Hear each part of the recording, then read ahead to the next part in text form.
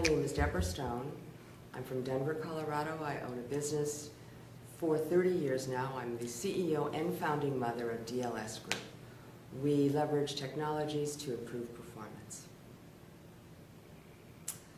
My first exposure to HPT was while I was just graduated grad school, and I went to an ISPI meeting because I was told that there's an extremely important speaker named Jim Evans. Much to my surprise, when they turned down the lights, everyone was quiet, Jim showed a self-instructional video on masturbation to achieve orgasm.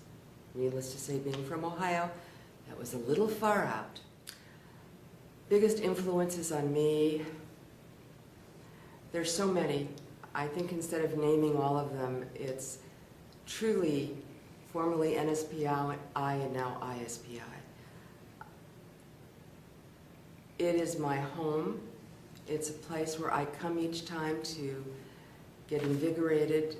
I feel rooted here, and it's because from the very first time I went to ISPI, sort of the Jim Evans instance, everyone was friendly. I went with Ron Filliger, who has since passed away.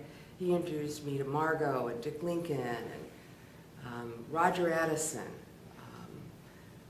Ken Silber, who introduced me to Rob Fauché, who introduced me to Margot, and on. And each one of those people have influenced me in significant ways. Allison Rossett was as friendly as she would have been if I lived next door. Those were important things to me when I was growing up in my profession, and they remain important to me today, and I smile when I see other people and introduce those people as well. And I think our gurus are there for everyone.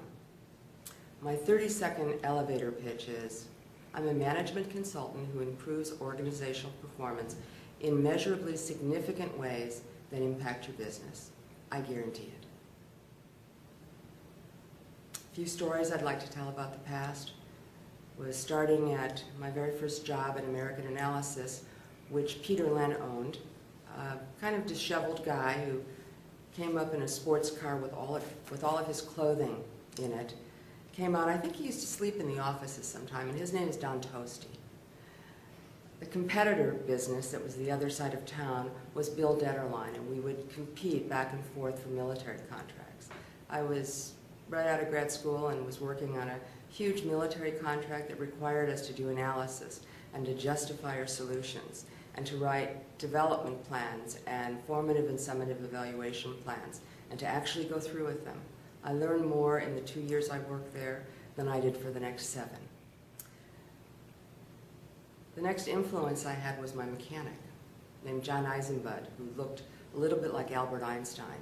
And he was perhaps the first human performance technologist without a name. Came from an engineering background. And when I would go in with my old Porsche, he would listen, he'd smell it, he'd put his hand on the engine, which was in the back. He knew I was a bad driver, so he immediately eliminated the worker issue because he knew that there was nothing I could do. And he would diagnose my problems consistently and do only what was necessary, not too much and not too little. And it kept that car running for years.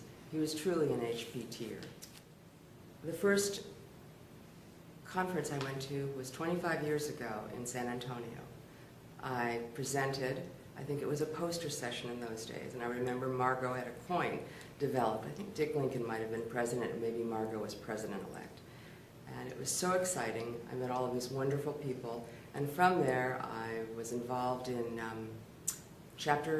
was chapter president, volunteered, and the one thing that I want to pass on to anyone else who sees this is that I was a supervisor, I was a manager, I was running a company, but I didn't really learn how to do any of those things until I volunteered for ISPI.